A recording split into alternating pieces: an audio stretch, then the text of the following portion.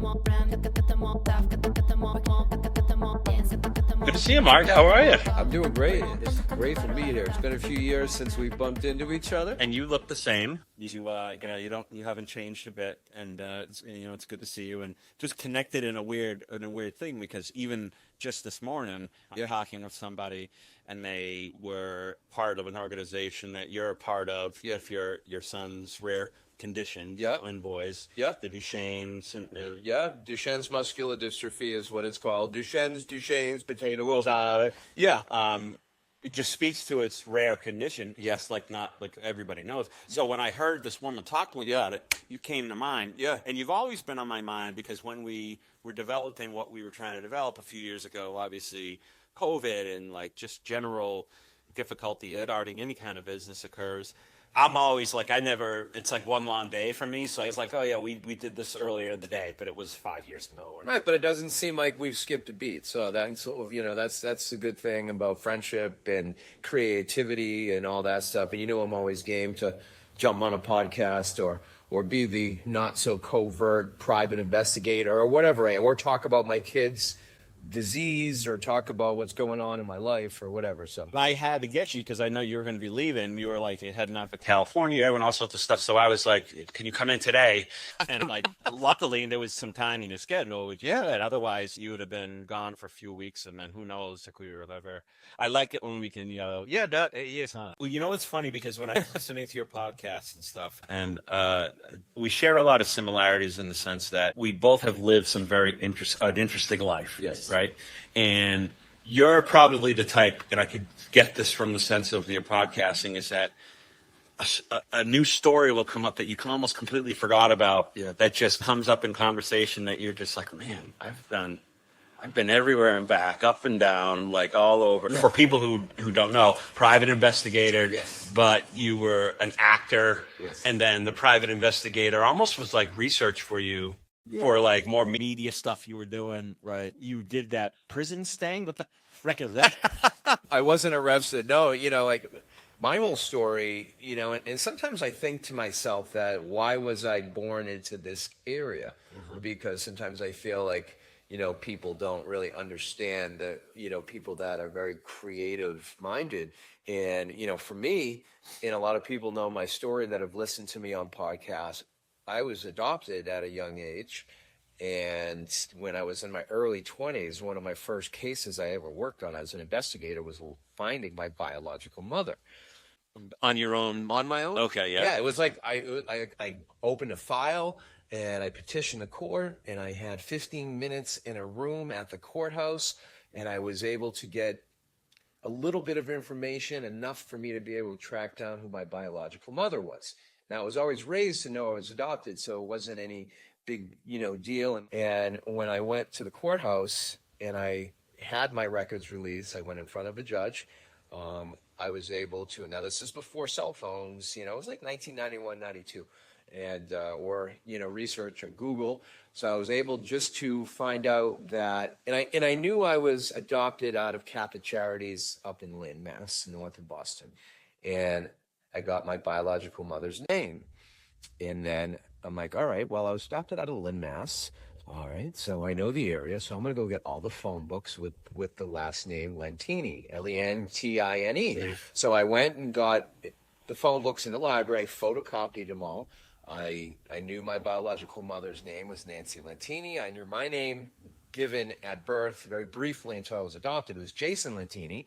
That's a cool name too. Yeah, right? I know. And then I wrote a little script, and I went down the list until I found a family member that knew of me and knew of baby Jason and knew I was adopted. So to go back to what I was saying in the beginning, when I found my biological mother, I found out she was an artist, a very well-known artist. And then my biological aunt was a model and a hairdresser for Paul Mitchell. So I'm like, oh, all right. So now I'm starting to connect the dots. Yeah. Now I'm like, okay, well, that creativity I always had as a child, well, it came from my DNA. Yeah. So it was kind of a cool connection for me to make. So, yeah, I mean, for all those that are adopted out there, it's good and bad. Some people don't want to be found. I got lucky. I had known there was disease in our family. I was beginning to start a family. Captain Charities provide that for you? Like like health records of like your biological. No. She provided it to me when I filed before. But if I didn't, I wouldn't have known. Now the condition that your boys have, is that a hereditary thing or genetically? No, it was just a spontaneous mutation. There was nothing in that family. No, that came from my their mother's side of the family. Do you have a relationship with her now? Biological mother, or Not that much. She's elderly. She's in New Mexico. We don't talk a whole heck of a lot. We stay in touch a little bit. I do stay in touch with my biological aunt a lot. But yeah, so it was really a cool thing to see what I looked like. I had always longed to find someone that had my bloodlines to see. Yeah. You know.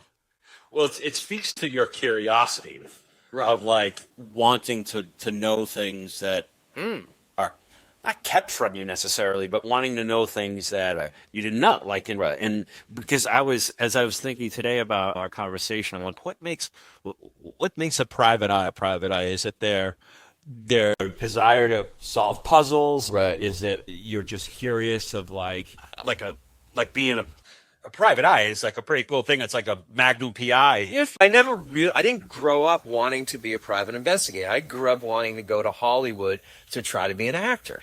So I went out to Hollywood, and I graduated here locally, Whitman-Hanson, class of '87, and went to Massasoit Community College. The only thing that seemed to be a fit for me was criminal justice. I did criminal justice.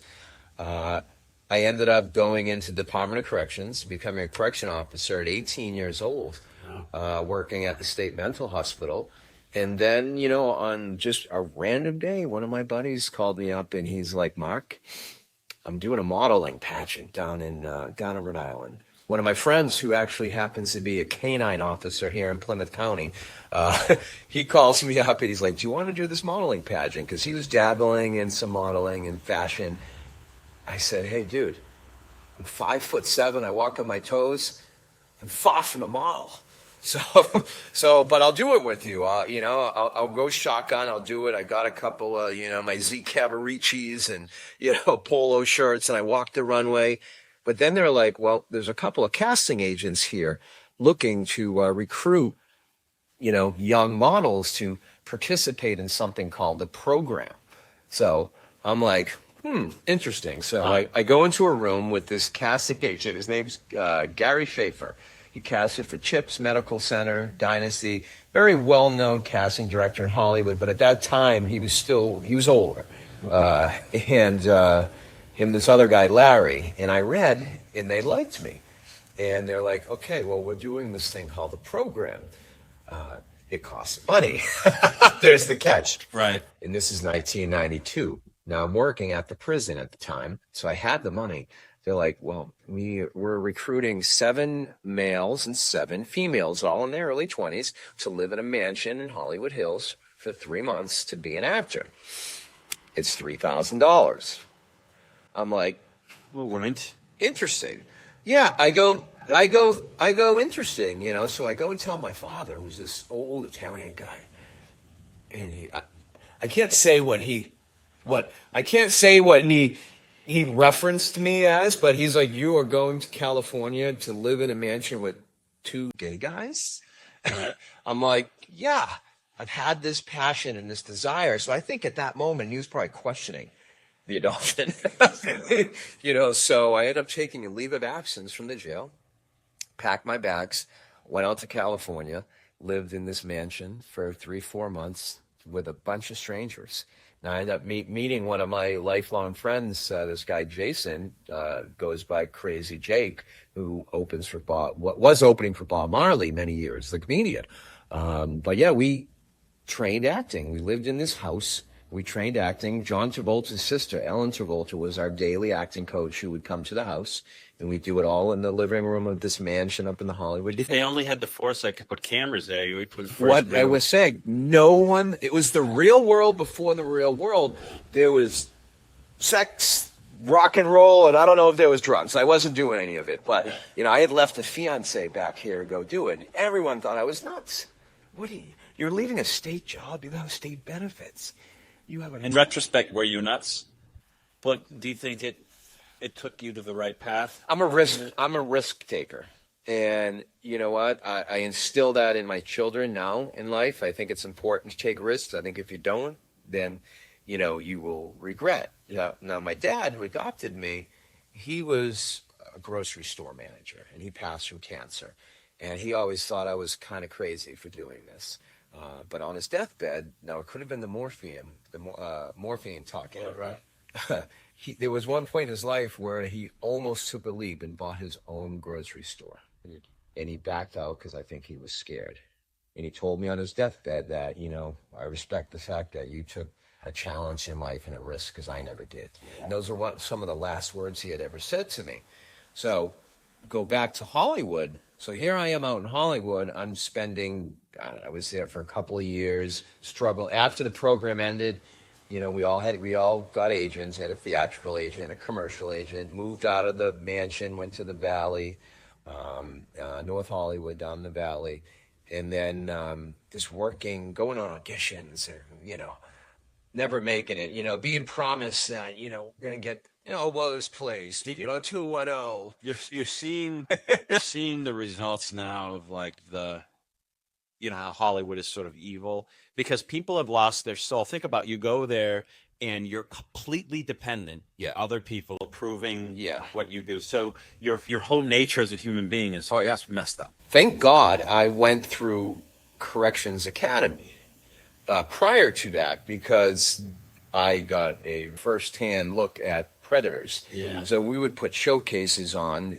in the mansion. They would invite casting to come in, and then we would mingle. And that's where a lot of the propositions came in.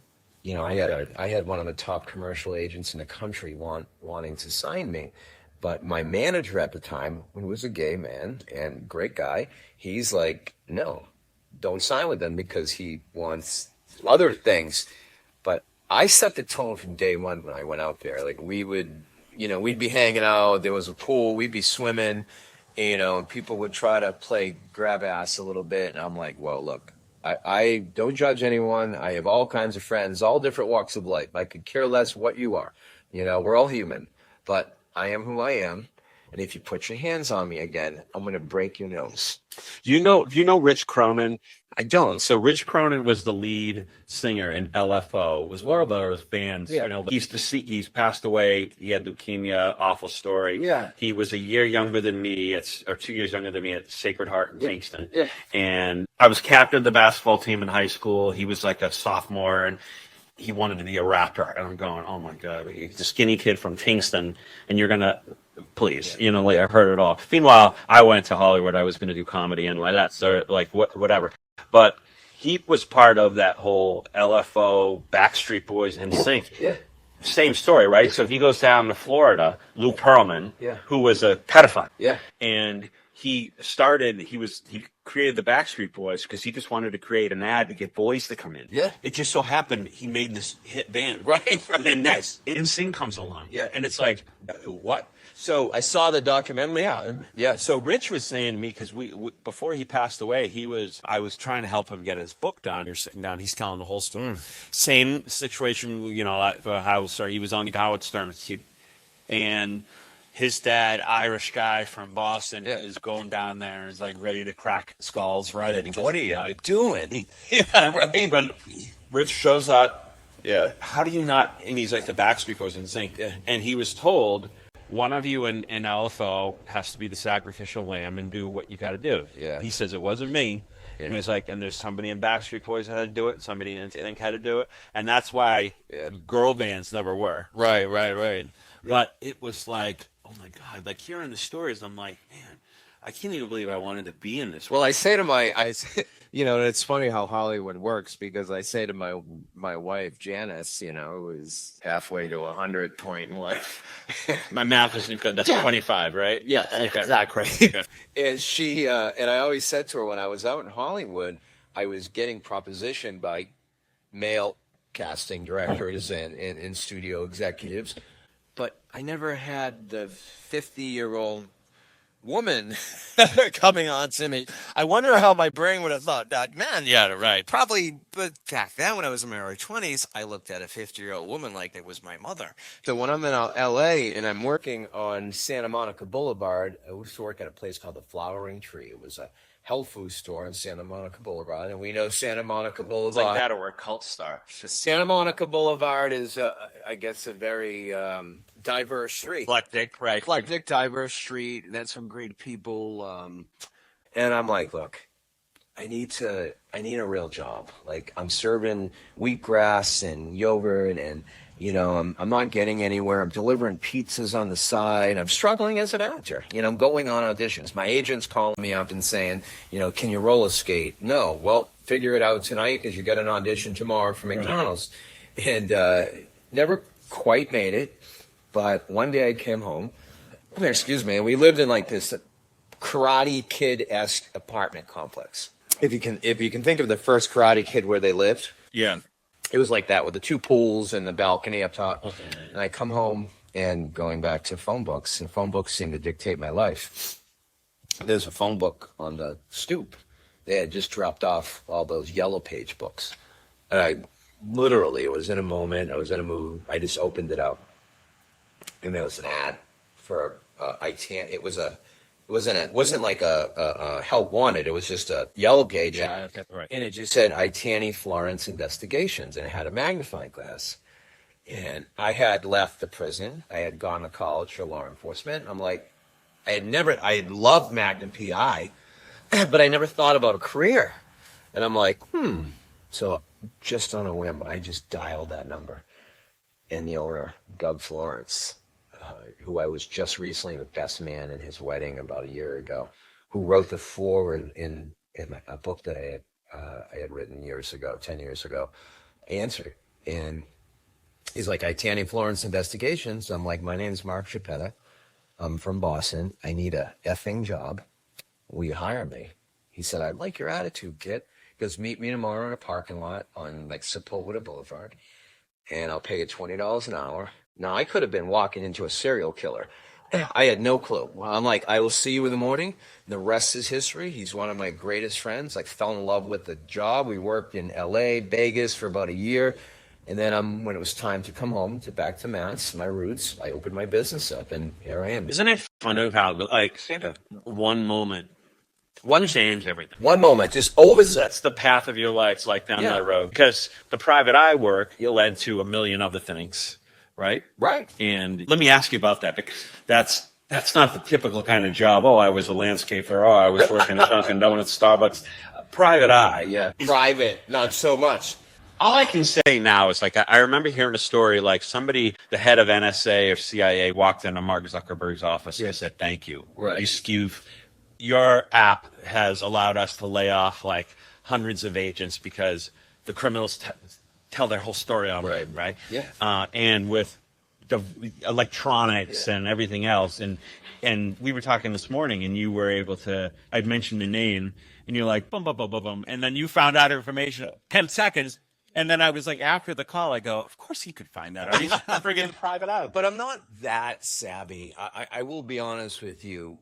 My disabled sons, Troy and Andrew, they helped me with some of my research. Like, I'm good at it, but I'm more of a old school gumshoe as opposed to What do you mean by that? Like, so you're out like watching? I'm out knocking on doors. I'm out talking to people. I'm out taking witness statements. Majority of my work is criminal defense. Okay, and so give me a sample case. You're not that. Yeah, no, I mean, so here in the Commonwealth of Massachusetts, we have something called the Indigent Court Costs Fund. So it's like and it's the public defender's office. So if you're the majority of cases that run through district court and superior court go through the Indigent Court Costs Fund, meaning your tax dollars, my tax dollars, his and hers tax dollars pay for their defense. Okay. So if you don't meet certain financial guidelines and you're indigent, you get a free public defender.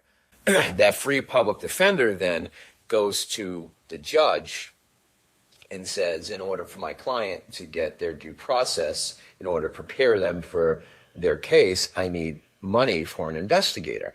I need $500. I need $1,000. I need $5,000. Whatever it is, depending on the severity of the crime. Anything from a simple trespass up to a homicide. And so that's what I do. So I'm a vendor of the state of Massachusetts. I handle about 400 plus criminal defense cases a year, and I help the attorneys prepare for their day in court. All right, whatever, Attorney Jones, I spoke to the victim. They don't want to go forward. I spoke to the witness. What they're saying isn't, what's being reported in the police report. So just basically doing your due diligence to prepare them for court. So I do a lot of that. And then I have a private base. I have a web presence. I have people that call me. It's very well documented that I spent 10 years traveling around the world for the Church of Scientology. I was one of their investigators. I asked you about that too. I'm not one, but they were a client of mine. So Very well-paying client. yeah, they were very well paying. And I connected with them back at, again, timing. Did you ever meet Tom Cruise? I have. Oh, Yes. yeah. Yeah, I bumped into him in the Celebrity Center out in Los Angeles when I was out there for meetings, and he was doing some. I was in the green. Continuing education. I was in the green room with him at Jimmy Kimmel. Oh, And a friend of mine was a producer at Jimmy Kimmel. I wasn't on the show for it, but like that was sort of the place to be. Look at this pool tables sitting everywhere, and they were like, "Do not make eye contact with Tom Cruise." And he said, they said, really? and they're like, "Don't talk to him." And I'm like, first of all, you're not going to tell me what I can and can't do. Right. Like it was like that kind of. Yeah. I hadn't lived in LA for a while, and I was east, so I wasn't about to. Right. I didn't talk to him just because he wasn't like the opportunity to come up. But anyway, No, it's fine. So when I was in the Celebrity Center, I was just kind of standing in a prominent area with someone, and he had come through his secret tunnel. Like he has a special parking garage off of Sunset Boulevard, and he had come up the elevator, and he came out, and I was just standing there, and I had a Red Sox cap on, and he walked in, and he had a Yankees cap on. So we made eye contact. He just kind of made a little pun, and he's like, and he was just kind of messing with me. Oh, Red Sox fan, huh? So it was cool. Like, and again, this is like this is in the mid '90s. So I didn't have a cell phone. I might have had a Next Row or something. I didn't say, "Hey, is something?" And but you had to keep it professional. let's go to Sears and get a Cornelius. Is it? Right. So he was, he was nice. I've done stuff for Travolta. I worked with, actually, when I did a documentary film a few years ago called The Father's Fight about my kids, the disease. And you were with, but back up a second, like with Travolta's sister? Or Ellen Travolta with the house, out of the house. So that, and You kind of knew. well, that's before I even Knew about Seinfeld. knew about Scientology. I really didn't know. Oh, you meet John Bundy, go, hey, I know your sister. Right. Yeah. Because I reached. Alon, the sister, I mean, like, She was in. She was Charles in Charge. Charles's mother in Charles in Charge. okay, yeah, no. She was the waitress in Greece. She had a history around it. But to go back and talk about timing, I just happened to be in a courthouse up in Lowell just before everything was put into computers. We were flipping index cards when we were doing backgrounds and research, and a Scientologist, one of their people, confronted me and asked who I was and what I did for a living. So I'm like, I'm a private eye. You're like, oh, well, are you interested in doing some work for the organization I belong with? I'm like, and I'm starting out my business at the time, so I was still kind of a rookie. And I'm like, yeah, absolutely. Well, I work, I'm part of this organization called Church of Scientology. I may have went and got an encyclopedia or something to look it up. I mean, back then, wouldn't have known what we know now. No. So at the time, you probably were going in a good bat. They had church.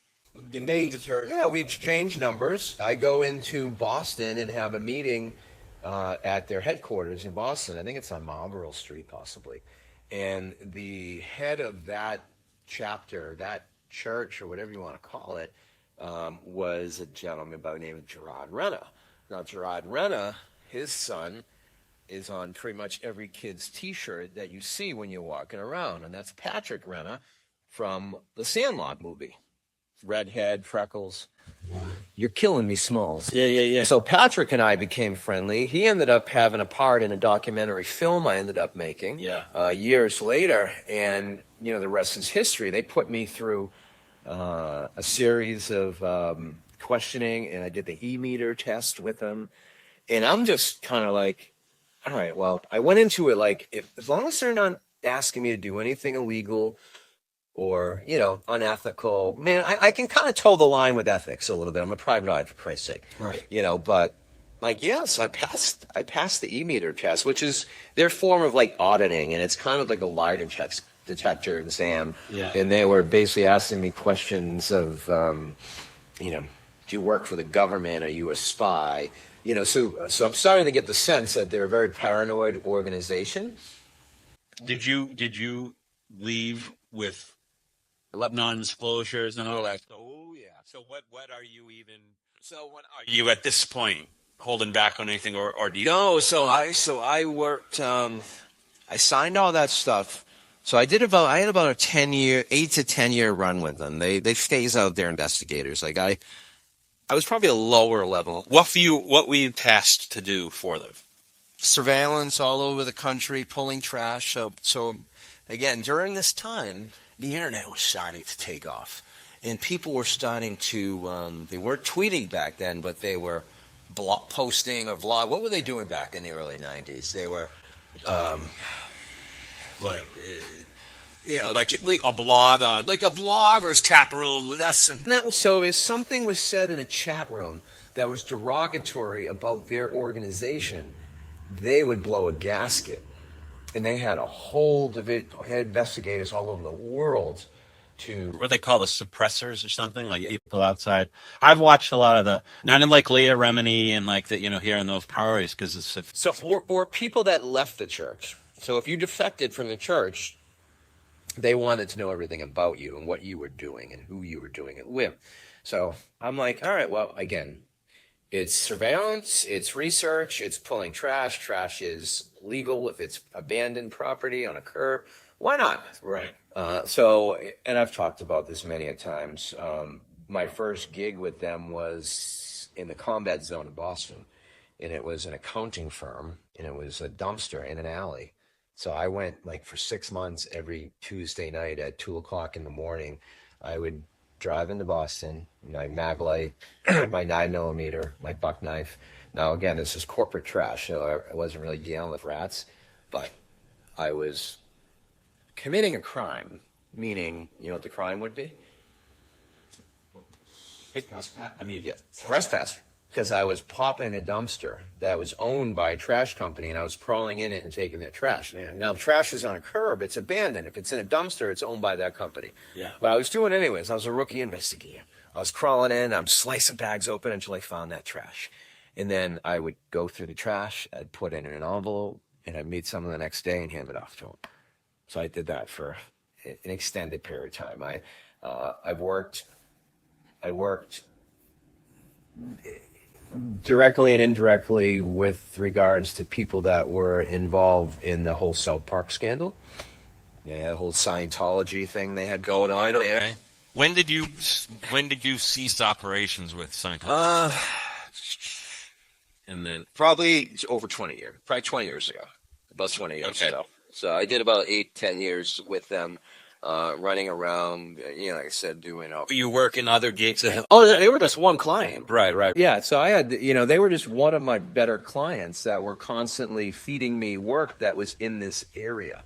I would do... Oh, and you were doing it here in Mass? I would do stuff in Mass. I would go to upstate New York. I did a big case up at Penn State University.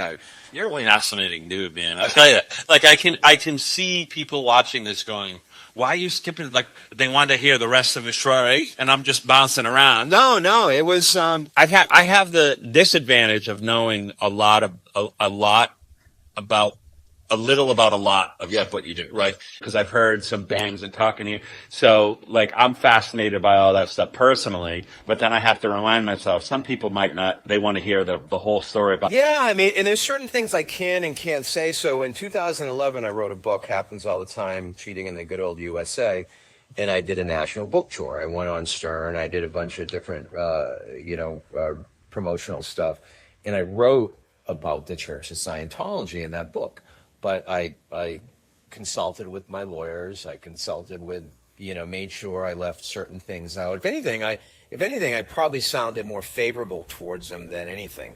And again, back then, they didn't have such an aggressive presence. Now I Google once in a while. I go to YouTube and I see some of these PIs doing some crazy stuff that I wouldn't have touched back then. They handed me Dianetics when I walked out of that office, and I said, thanks, but no thanks, and I just put it back down. But I think the media, they want a scapegoat of like a weird organization and distract you from not looking over here. Yeah. And the more that I know, the older I get, the more I realize, man, what an effed up place we're living in. Oh. Like there's the government's doing just as bad stuff, Right. And covert and all that, and like psyops and all these things, and you go, what the hell is? I justified. I'm like religious freedom. Okay, so a lot of them are, they take people off the streets and sure them if they're pedophiles or if they're addicts or whatever. Now, granted, it came to light that they take advantage of a lot of people and make a lot of people go rogue, but. So I mean, there's a lot worse in terms of cults out there. Yes, and they're a recognized religious organization. Right, and they probably got criticized more so for taking everyone's money and like savings and then breaking families up and things like Right. and as opposed to that's just like the sex rings and Mosquito. So there are layers. I wasn't involved in those layers. I was way on the outside. I wasn't that close to to that real. You could have just been working for UCLA, freaking. And, why they asked me for this, I don't know, but that's my job. Right, as long as it's ethical, legal, and along the lines of an event. Anything that disturbed you, like where you were like, because again, in hindsight, you probably looking back on it go, oh, that was a messed up group. But at the time, like you said, it's just another organization. No, nothing. And they probably intentionally didn't put me in that place. Right. Do you know what I mean? So, I worked hand in hand with Tom Cruise's right-hand investigator. So we took a liking to me for some reason. So I would meet him in certain parts of the country and we'd watch certain people. And not the times I didn't even know who the hell I was watching. He's like Top Gun Maverick is probably one of my favorite of all time. Right. And then I go, man, this guy is out of his mind. But then looking back, like I remember the whole Matt Lauer thing when he was on talking about the drugs. He was right. He was right. Like, look at now, it took me 25 years or something to be like, man, Big Pharma has killed people left and right. And they're trying to poison everybody. And he was demonized for that. Granted, he didn't look all there in his eyes when he's talking, but point being, and he's talking to Matt Lauer. I try to, everything in life, I try. I always teach my kids, and I have 4 children, and I always tell them just don't read the headlines. Like read the content, then formulate your own opinion, and then make a decision on how you want to believe in something, whether it's politics or whatever the case may be. I don't get involved in any of that stuff. I don't like to offend people. I just toe the line in the middle, and I like people for who they are. It's easy. If the media is telling you to look here, look there. Right. Period. That's how I do it. And it was a good gig while it lasted. And so after I had done the Stern Show. So what was that? Oh, Stern Show was great. So I got booked on. That was in his heyday. Yeah. So my publicist, Kevin McCurry, is a local guy from Avon that spent most of his life in Manhattan, but recently just relocated to Plymouth. And is teaching at Emerson. So he booked me on the Stern Show, and Howard ate it up. In the second I left the Stern Show, I did 45 minutes in studio. And the second I left the Stern Show, within days, I should say, I got a call from the producers of Going Clear. Tony Ortega, who was one of the producers. So Tony Ortega, he was a writer for the Village Voice. So he did a story. On me. Maury Povich producers called me. The National Enquirer called me. So I'm like, no. Why? Because they wanted dirt. They wanted to get inside my case files. And the only thing I wrote very loosely in my book about them. I didn't really. Did you regret saying anything on the Stern show that you felt maybe was just you were caught up in the moment? No. I'm very calculated. Yeah. So I knew what to say and what to ask. That environment, Stern at the time, keep in mind, like biggest thing in the world. It wasn't the Sterning today. Right. Yeah. He's lost about 18 miles an hour off his fast. Yeah. Yes. No, I was pretty smart in how I said things, but I got a lot of offers, to out. But as an investigator, and I could have taken a payday, and I could have gone into my boxes and pulled out files. Well, good for you. But you wouldn't have been able to live with yourself, right? I'm also a licensed investigator, and I have to keep that professional obligation to not give out information. And I really didn't speak that negative about him. I just said, hey, I work for him, and everything I did was legal. And these are some of the types of things I did, which are similar to any investigation. I work on it. And it's weird. I get a lot of calls from cult-like organizations, I won't mention them because some of them are still active clients that have members that defect, that have a sense of paranoia is a gold mine. If someone's paranoid, you can make money off of them because they want to know and they want information and they want to know what they're up to. And, it's.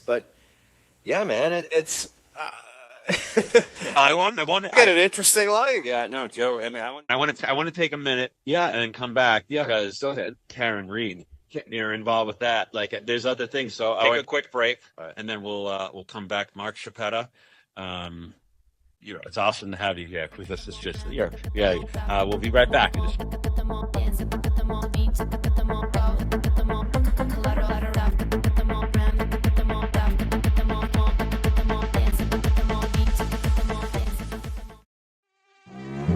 Here's a question. Have you heard of mosquito hunters? Me neither. I'm a mosquito and I live on the South Shore. Just letting you know that me and 1 trillion of my best friends won't be able to crash your dumb cookout or that fat kid's birthday party you were looking forward to attending. These stupid mosquito hunters ruined everything. Look at this website. Are you kidding me? It's like they don't even want us bugs around. They spray their dumb treatments, and next thing you know, your property won't have us bugs around. Don't call mosquito hunters at 781-783-5895. And whatever you do, don't look for them on Facebook or Instagram. Imagine a summer without itchy stings and bites. Good luck.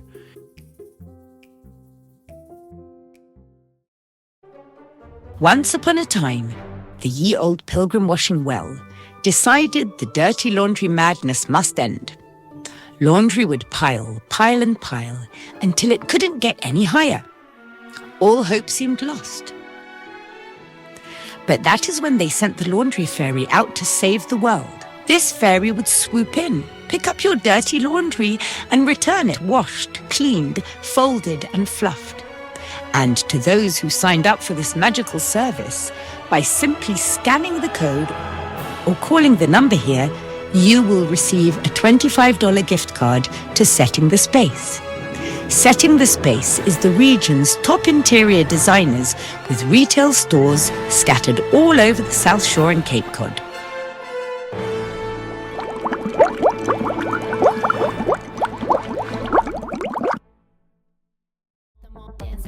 Good to see you, Mark. How are you? I'm doing great. Mark, a lot of the stories that you're telling, I lived out in LA, and I was working at HBO and have done and seen and cross paths. And at the time, you're sort of just a wide-eyed young kid looking for, I went out there because I was, as a stand-up comic, right? I was doing a show in Boston for the producers of The Price is Right, right?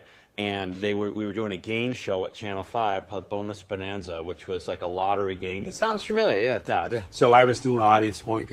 Guy from Mark Goodson Productions was there. He was like, hey, you know what? With the guy from the audience warm-up guy from Price is Right, retiring, we'd be interested in doing that. I'm like, 100%. Right? And like, so this was back in 1991 or 2 or something like that.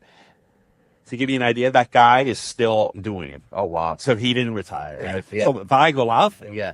because I went out for like a week to LA and I interviewed for like 6 jobs, like production assistants. All 6, they were like, yeah, we need you to start tomorrow. I'm like, I don't even live here yet. Right. Like I was just spewing out so I was like, all right, there's enough work where I can, if I go out there, so I'm out there with nothing. Right. You know, it's like a Sinatra song. We might have crossed paths. What year were you out there? 95, 96. All right, Sam. I had already left and started a family. So, yeah, but around the same era. Yeah, I mean, it was like the OJ.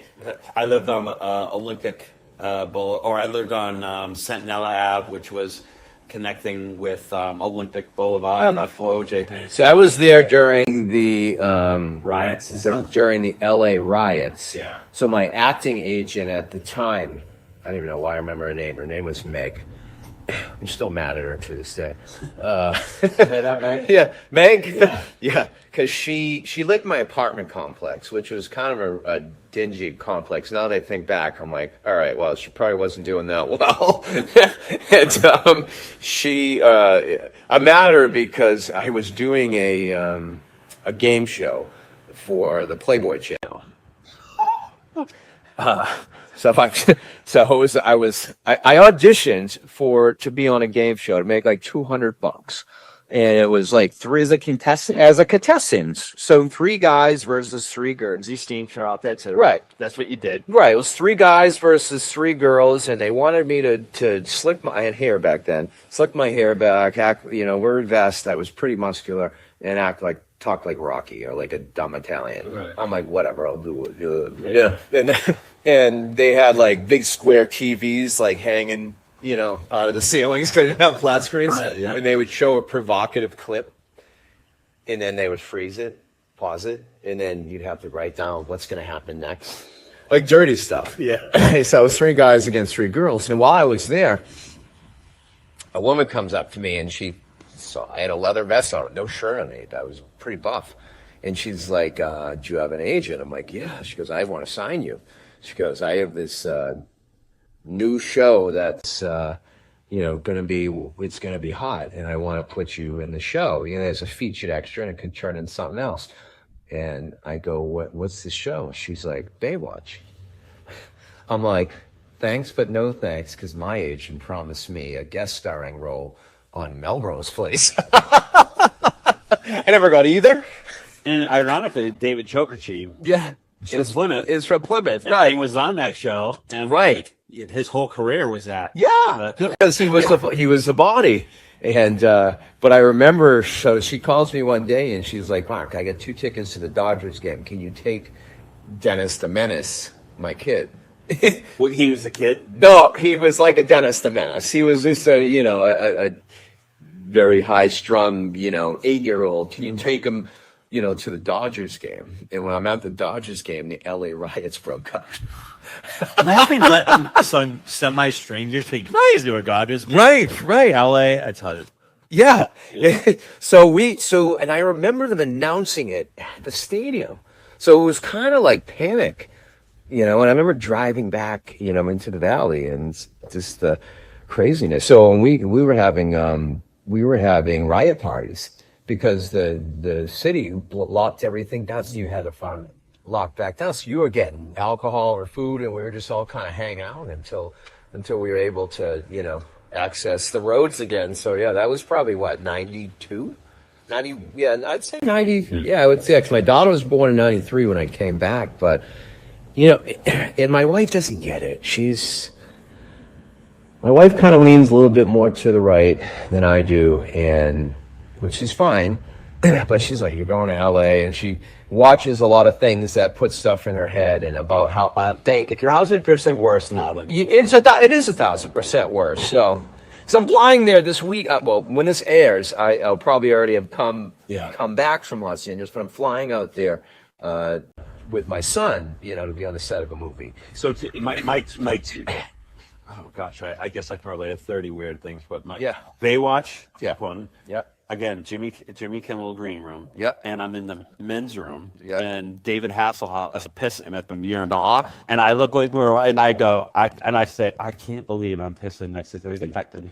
And he goes, isn't life amazing? And I was just like, yes, like that was such a cool thing. Right. And then another situation, we were on the set of a movie, and a buddy of mine from Newburyport, who I met when I worked at the NBA, we were, Andy Dick. I mean, so he was all time. This is from like news radio, right? With Rogan and like Phil Hartman. Yeah. So he was in that, as Andy Dick goes, at the top of the Andy Dick, like craziest town, right? So we have a picture. I'll put it up on the screen here. He wants to see both of us without our shirts on. We took the picture. I look at that picture. At the time, I was like, nobody's ever seen this. Yeah. I look at it now, I go, I'll show everybody. Right? Yeah, exactly. Yeah. But yeah, he was all oiled up. Yeah. And then he took my friend into his trailer. Oh, Benitez, do you want to have some watermelon? Like that weird, right? And they go into the trailer, and my friend, but he wouldn't have, I could say sure, but he was like, he comes out, he's like, that guy is weird. It just is a weird place. And then my third one, like when I left LA, I said, I'm never coming back here. And then I came, unless something big happens, right? Right. And then I was part of the Magic, retired Magic's number for the NBA, unveiled a statue in front of the Staples Center. Wow, and did that's a whole amazing. thing with so that was which was weird because I'm a Celtics guy. And I'm like, what am I doing here? Right. Like, why did they pick me? Yeah. There's a million people. But still, it was fun. It was great. And Magic was an amazing day. Yeah. Like, that was an amazing I went out a few times, during my, I came home, and then I would go out a few times for meetings with the Church of Scientology. And then, many years went that I hadn't gone out. But last year, I took my youngest son, Max, who's a freshman at Syracuse in the film department, out to visit UCLA, USC. We did a couple other colleges out there. I forget which ones. But so that was pretty cool. So I had reconnected. When I was out there, I looked up my old acting coach. So when I had left the program, I had to get an acting teacher. So I ended up going with this woman by the name of Bobby Shaw Chance. And again, this goes back to, why didn't I realize she was hot back then? Because she was like 45, and now she's like 81. And she had... Oh, that can't be right. Right? 40 years ago? Well, you weren't there 40 years ago. I was there in 92. I was picturing like maybe 60. All right, so how old... If she's 80 now, and I was there 38 years ago, what did that make her? Is it that long? Yeah. Oh, my God. Yeah. Mark, we're old. Yeah, right? Jeez. So you're right. So she had a studio, and... Hey, maybe she still looks great for she does. 81, yeah. She does. So she had a studio back then. I took classes with her, and her son was 12 or 13, Richie, and he used to be in the classes, and I'll connect the dots.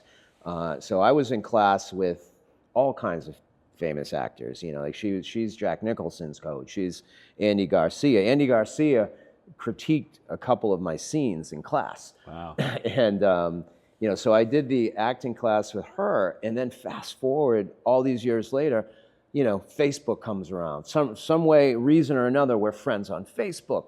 And then my youngest son wants to act. And I see that her son, that little boy Richie, is now one of the top acting coaches in Hollywood. And he's doing acting classes on Zoom. So I do an interview with him and my son, and he takes on my kid as as one of his students. And then when I went out to look at the colleges, I actually we met her for dinner. So all those years later. And of course she said she remembered me, but I know she was just being kind. Yeah. But yeah, so we've since stayed in touch. Now she was a model and an actress and was in all the Beach Blanket Bingo movies. Okay. With like Elvis, right? Yes. No, Frankie Avalon. Frankie Avalon. And, her husband, who just passed away in his 90s, was John Wayne's stuntman. Was a Hollywood icon. Yeah. From what I'm told, slept with Marilyn Monroe. Wow. Before they connected, like back in the day. Who hasn't? Right. Yeah. Exactly. No. So it was really kind of cool. I came full circle. My kid, she was my acting coach. My youngest son's now training with, she's retired, now training with her son. But she was just recent. She was in Bruce Willis's last movie. She had an acting role in Switch something. It was a psychological thriller. If you look it up, she's in that. She's in that movie. But yeah, so LA to me is kind of special, and I don't know. There's just something. It's formative years. When I was newly married, no kids. Right. It wasn't. It was still sort of a dream. Yeah, same here. And I was able to go out and play basketball in Venice Beach every day. Nice. That's what I did. Just had fun. That's what we did. The weather was great. Yeah. It was the place to be for that. As technology advanced, it became apparent like you didn't have to be there to do a lot of that stuff. Yeah. So let's take you 3,000 miles east, back to Massachusetts. Yeah. And you're Turtle Boy, Karen Reed. Right. The next batch of like crazy town stuff going on, and it happens like right around here. How did you get connected with this? Through your private eye? Yeah. So I've worked on a lot of high-profile cases, and I made a quick, and I'll tell you a quick story. I made a quick transition into not doing any undercover stuff. Not long after I had done the Stern Show in 2011, I went undercover on a job, and I got made. Now I didn't get made while I was actually undercover. She didn't call me out then. But I was trying to get a serial number off of some medical equipment that was allegedly stolen. So I went in with a fake name and, did everything I needed to do. And what does that mean? Like, did you feel like your license was in jeopardy, or did you feel like your life was in jeopardy? No. So when I left, I got a blocked phone call, and she said, "I know who you are. I saw you on the Stern Show." Oh, because she saw me on Howard TV. Yeah, okay. Not just the radio. She saw the Howard TV. And she connected the dots. So it may not have dawned on her back then. She might have been saying, "Why do I know this guy? Why do I know this guy?" And then she somehow did a little research on her own. And that really is an indicator of the moment of time you were in, because there's not, now it's almost, I remember sitting in a room with a guy, and I'm just on my phone, guy sitting there on his phone. It was like a green room NBA thing. He was the most famous man on the planet because he was an Indian Bollywood actor. Yeah. So by numbers, billions of people who would watch and knows this guy. I had no idea who he was. I used to do a TV show, and I would watch people at the gym watching it, and they wouldn't even know it was me. Right. Like, it's hard to make the connection. Right. But like right at that minute, she did. Like, there wasn't that much media. Right. So I made a conscious effort at that time to no longer do undercover work, because I was starting to go from covert to overt. Did you have like fake mustache? I didn't. No, I had hair back then. Do you ever see Starsky and Hutch? Yeah. Who does your wig work? Yeah, right. Exactly. Yeah. I don't have a wig guy. Yeah. He's like, "You don't have a wig guy." Yeah. That's what. No, the average person. I just said, you know what? I'm no longer going to take on those type of cases. I'm going to, I don't care, because I was trying to also at the same time transition into the media. I was doing reality TV. So once the internet started booming, I started getting calls from producers to do reality television shows. I did a pilot for History Channel. I did a pilot for True TV. I did a pilot hosting or acting or like what? As myself. So they would come. Producers would blow my phone up nonstop. We want to do a private eye television show. Then I would explain to them that I can't give you all my content because there's confidentiality attached to it. So if you want to come to my office and watch me like put my feet up on the desk, it's not going to be that sexy and exciting. Right. So after doing a couple of sizzle reels that failed, we did one on decoy cheating. I ended up doing one for the History Channel it's called United States of Conspiracy. It's on my YouTube channel. It's actually a great episode. And that was like a X-File type thing. The only thing that was real in the reality show was my name. Everything else is scripted and made up. It wasn't, reality is not real. Right. Was it made up? Did the audience know it was made up, or is it made to look like? No. It was about a magic rock in Glen Burnie, Maryland, in that all kinds of crazy things with the NSA and wormholes and all kinds of stuff. So I actually auditioned for that. I read with news anchors and actors and actresses until they picked a partner for me, and then they made my agency. So that's how reality TV was. So I was getting a lot of those calls back, back in the day when the internet was really, starting to boom. So I made that conscious effort, no more undercover. I want to do books, I want to act, I want to do reality, I want to do podcasts, I want to do radio shows. So I started to make a name for myself and a reputation, but at the same time, I'm still just a down there, a gumshoe.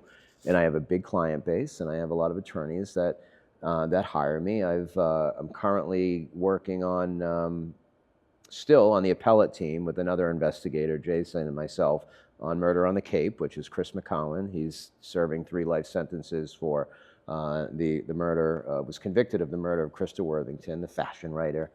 You like this, so you think he was innocent? Yeah, there's a possibility. We're getting close to filing motions for a new trial for some new exculpatory evidence. So that's documented. That's public record. So I've been working on that.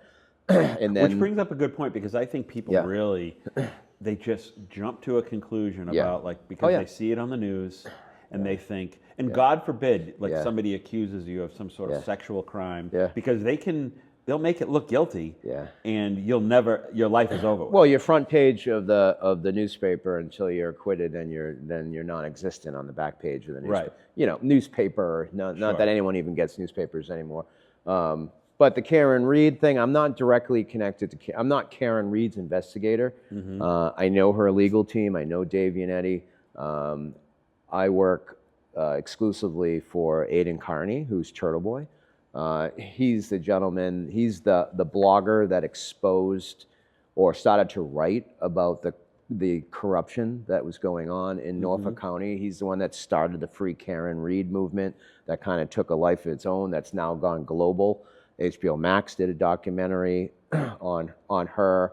What was he doing before that? The Turtle Boy, was he just doing podcasting or like? Yeah, he was a blogger. He had a live show twice a week, and he was pumping out content about what? Content corruption. That was his. He was kind of an investigative journalist, and there's still a debate. And this is, I guess, where people are still stuck in the old ways. The news media, what do you call the legacy media, mainstream media? Mainstream media, yeah, right. Mainstream media, where he was charged with numerous counts of witness intimidation, witnesses that are involved in the Karen Reed, people like Proctor, who was just let go from the Mass State Police, and I don't need to say much about that. That's all public record. He was charged with intimidating them out in public, in public areas, talking to them, saying things about the case, Which the mainstream media does all the time. Right. But they weren't looking at him like he was accredited media. They were downplaying the fact that he was a blogger, so I think he's also going to he's changing that whole climate. Now he's actually got press credentials, and he's sitting in on the trial that's going on right now. The media is upside down. Yes, because they what they don't realize in their arrogance is that there are more people. We talked a little bit before the show about Joe Rogan. More people watch one episode of Joe Rogan than they'll watch a week of CNN. Right, and they don't realize streaming media is the way that people are getting their their information. Is why I think Trump won. Yes. Because if you strictly go by what the mainstream media says, I understand why people think the way they think. Right. But they don't. But they only hear what's being put out. And, like I said, the headline. Right. That's it. That's it. So they read in the headline, and some persons, that's their job. And if COVID didn't teach you a lesson about all of the bullshit that's out there, so something like that, it probably didn't help him. He's got a name like Turtle Boy.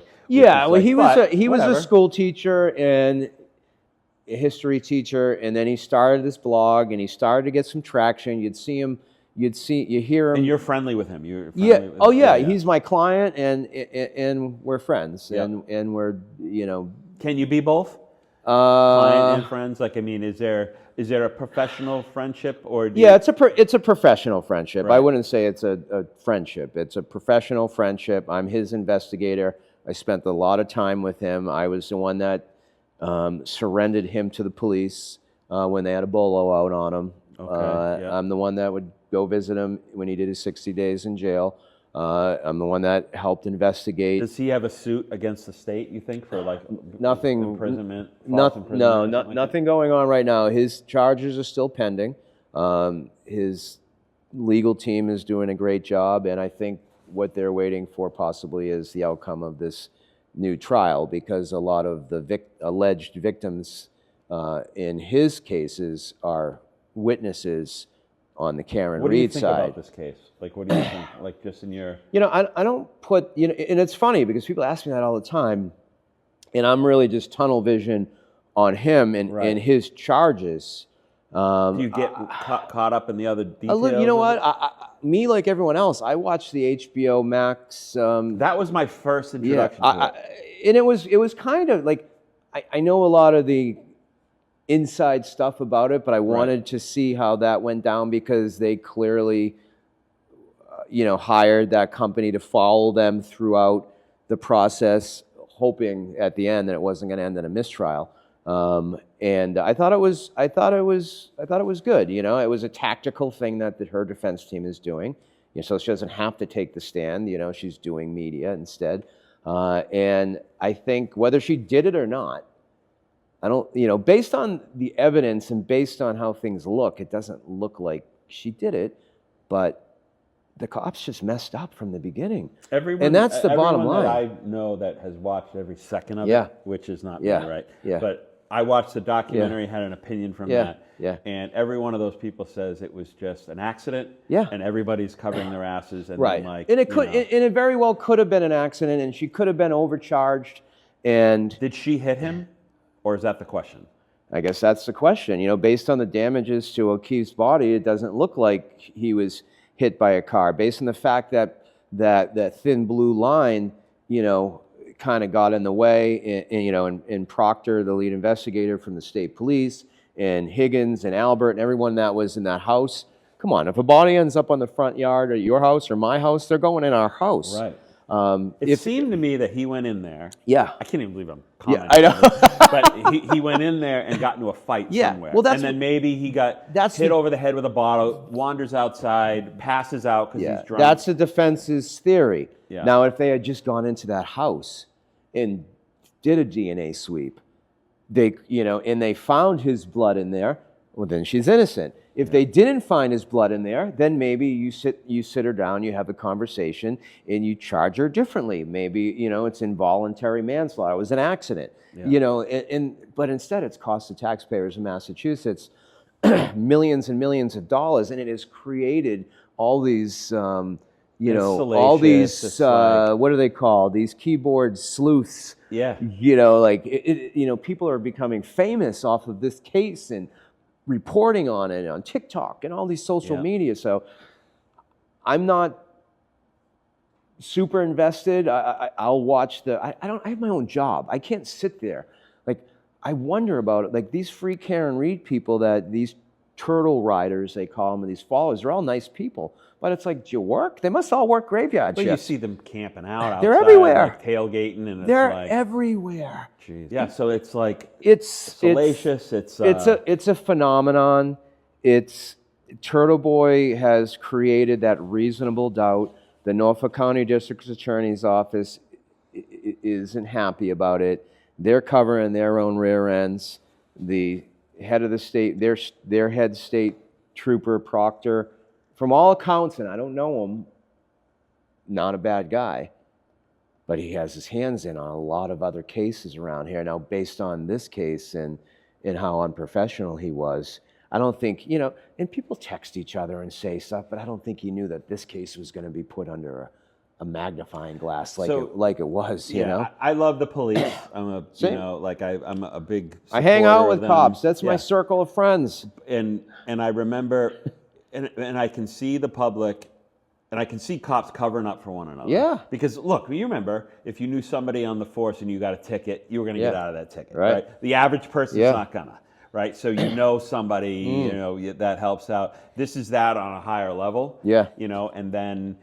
And I was in LA, I was telling you about around the O.J. Simpson thing, and our office was right across the street from the courthouse, which was the civil case. So not the criminal one, but the civil. Yeah. And I would go out and eat lost. lunch and just watch the circus. Yeah. Because that was the first time like cameras in the courtroom, and like they made a big deal of it, and it just never stopped since. Right. I mean, every case since then it's been this sort of media circus. And at the end of the day, what people tend to forget is there was a police officer whose life was taken. There's a guy that, by everything you read, was a great guy, took custody of his niece and nieces, I believe, and just a good guy. So at the end of the day, if she is acquitted, there's still no justice, but there's going to be a civil case as well, which the family of John O'Keefe, I think they've already filed. God bless and those the poor family. those poor people, that poor guy, that poor. When you see comedians making jokes of it, it's like, and that's your, you just think, like, I have a friend who his brother died in 9/11, and it's like they'll never, like, you hear never forget, but like they'll never forget, and it's reminded of it all the time. You hear that the worst day of your life just brought up. I don't get super entrenched in these things because, like, it's just on to the next case. I work. You must have done a million, other than the scope of it. It's pretty par for the course for you, right? It's very par for the course. This particular case is a little bit different because of the media. I probably, me being involved in the media, I had at least 5 producers from LA call me asking me to set up meetings with, Turtle Boy. People are dying. He was the hottest intellectual property around, and still is. As is Karen Reed, and as is her attorneys. And I'm sure they're locked up under contract. So you're gonna see more movies and more documentaries that are gonna be ongoing for the next 10 years about this case. It's unprecedented. We'll see what happens.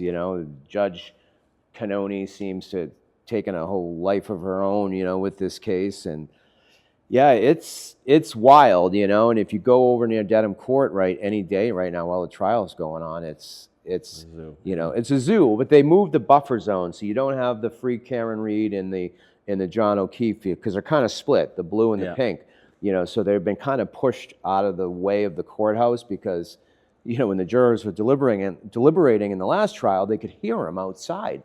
Yelling and screaming. And I do media. People love real crime. It's wild. But it's the media they're jackals. Yeah. Like, every one of those reporters out there is trying to make their career, and they don't even care. They're walking around with there's no ethics. People with selfie sticks and iPhones and live streaming and blogging and there's a part of me that has shame because I remember being in that mindset a little bit. But moving on, because you're a father, you're a writer, you're movies and acting and private investigator, and sexual fodder for I manage my youngest son's career. So you put all these ingredients in the Mark Chaupetta crock pot. What's coming out next? Like, what are you doing? Like, what do you? How are all these? Well, convalescing into one big. Yes. You're still young. Thank you. I'm struggling with getting a little bit older, but that's okay. I'm producing some stuff. I'm working on some stuff with Aidan Carney and Turtle Boy in a documentary. So that's something to look for at the end of the year. I'm also working on something from the production side on Chris McCowan. I just recently performed on a show called Stories of the Stage on it's one of the longest running television shows, like 8 years. It's WGBH, state-of-the-art studio. I was amazed when I went in there. So at the Boston Public Library, that one? Or no, it's at the other studio. It's over across from in Brighton there. It's over near the old New Balance building. Near the New Balance building. Yeah, it's a new studio. So they have a show called Stories from the Stage, and there's a theme for every season, and this season was called Heroes Amongst Us.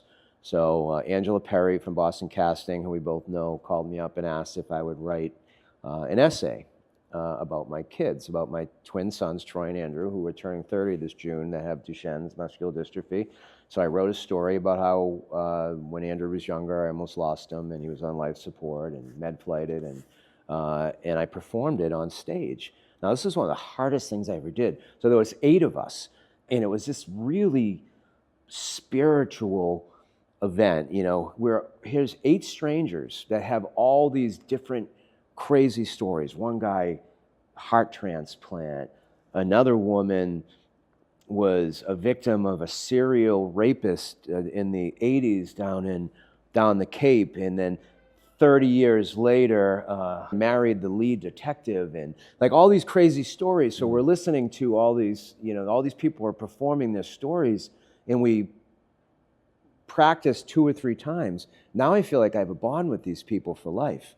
And I can talk, I can get on stage, but when I have to get on stage and talk about my kids and talk about their disease and them dying, you know, and almost dying, it was hard to not cry while I was doing that. Yeah. So that's going to be airing. That'll be on it'll be on WGBH. So doing that, I manage my youngest son. He's a film student and an actor, and he just landed his first SAG movie out in Hollywood. So again, this is why I always tell my kids, the reason I've been married a few times and I've done this and I've done that is so I can teach you lessons. It was all part of my master plan in life.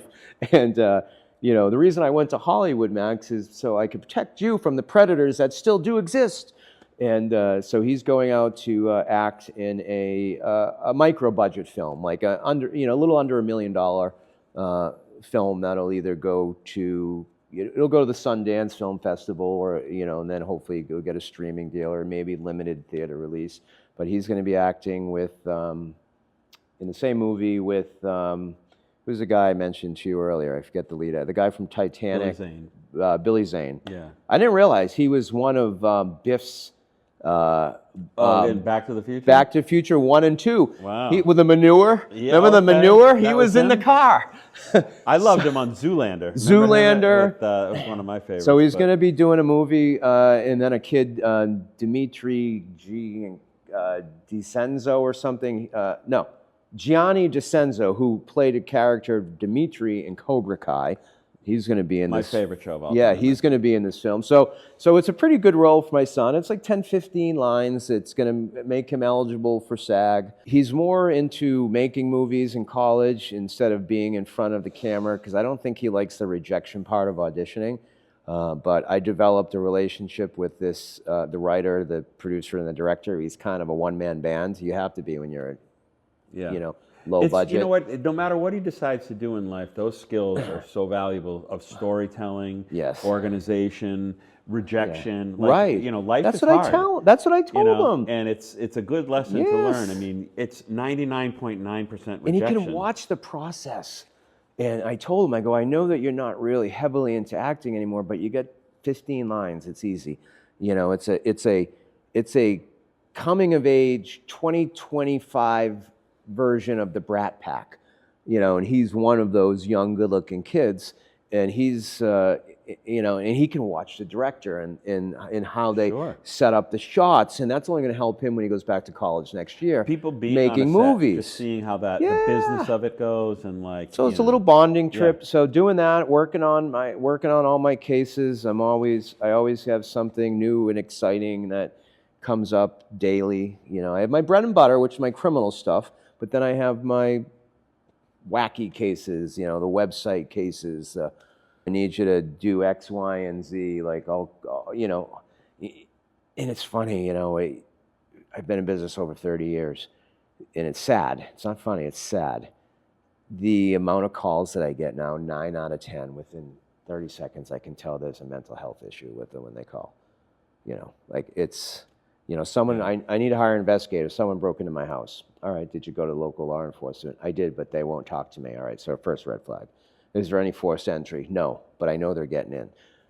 So that type of stuff. We talked about this in the first part of the show about Big Pharma, right? Yeah. Every single mass shooter has been on antidepressants, prescribed up the wazoo for everything. Right. And part of those symptoms or side effects is paranoia. Yeah. And all you need is paranoia with somebody who's got some coin in their pocket. It's really sad, and it is. And I won't take those cases for the most part, you know, just because they're, I know, and they don't like being turned down, or they don't like me saying, oh, I don't think that's right. You for my mentioned on one of the agency. other podcasts a story like this person from Texas called you, and they were like, they had a deep pockets, and you were like, oh God, you didn't want to hear that, like, because you're still in business, right? And like, at the end of the day, if somebody says, hey Mark, I want to hire you to tell me what color the sky is today, theoretically you can go outside and look for yourself. You don't need to pay me, but you're in business to go, hey, you know what, it's blue, give me $1,500 or whatever. Right, 100%. So you've got to do stuff like that. You have to, it depends on,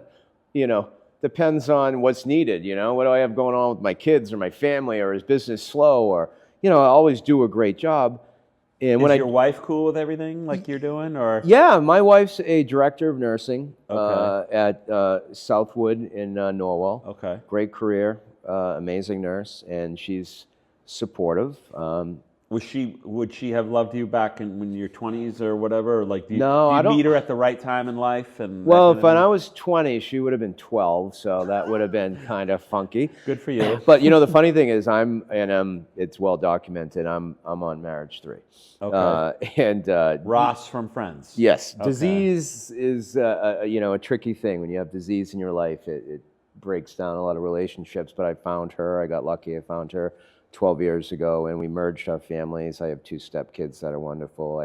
I have granddaughters through her sons who are my girls, and you know. But yeah, I don't know. We always joke because, you know, we say, what if we met when our kids were young, and we, you know, we probably wouldn't have lasted because, you know, we had boys. She has 2 boys. I'm a big believer. Everything is exactly divine. And we grew up in the same town. Jeez, that's wild. Huh? So yeah, we met online, and the reason why she answered my message is because I'll put this the clean way, or the funny way.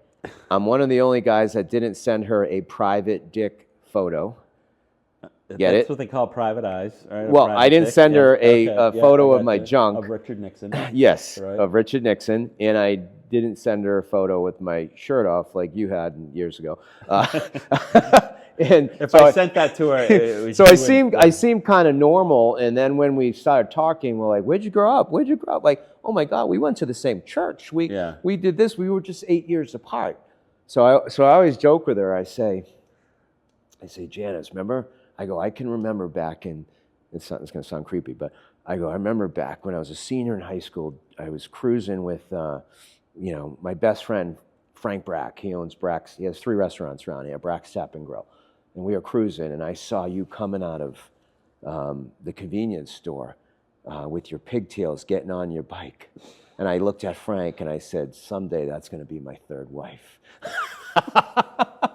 That's a joke? That's a joke. Okay, yeah. That's funny. That's funny, yeah. But yeah, years later, and we have a wonderful life. We you know, we live in Carver, have a beautiful home.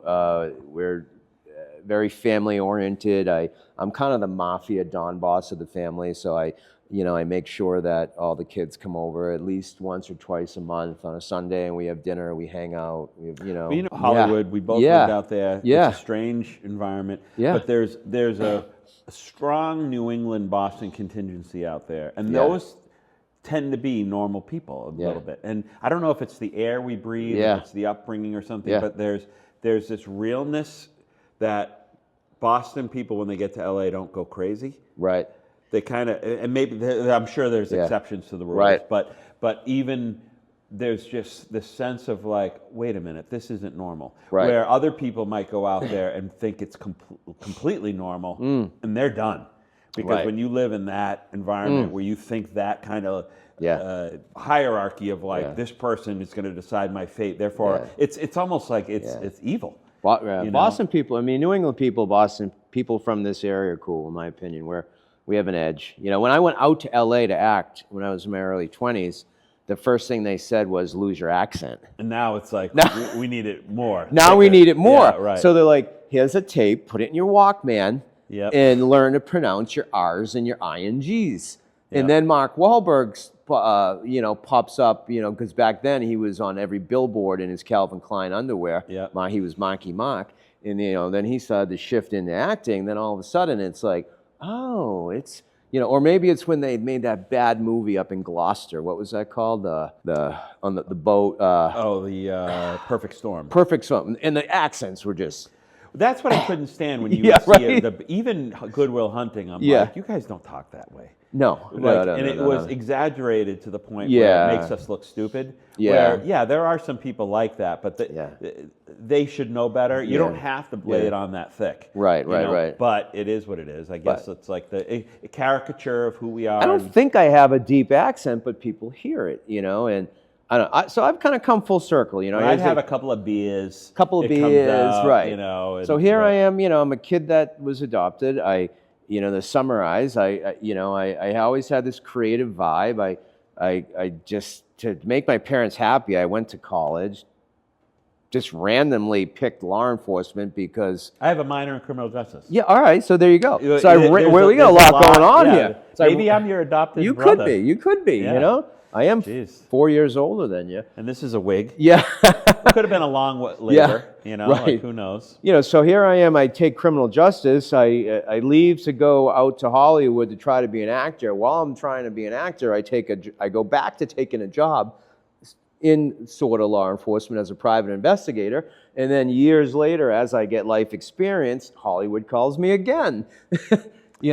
Mark, I got to have you on again. We could go for hours, but I know I don't want your wife to get mad at me. Oh, it's all good. So interesting. Yeah. And there's, anytime it's a joy. I love supporting the community in the area, and and we'll definitely have more fun. Mark, thank you for coming on. My pleasure. It.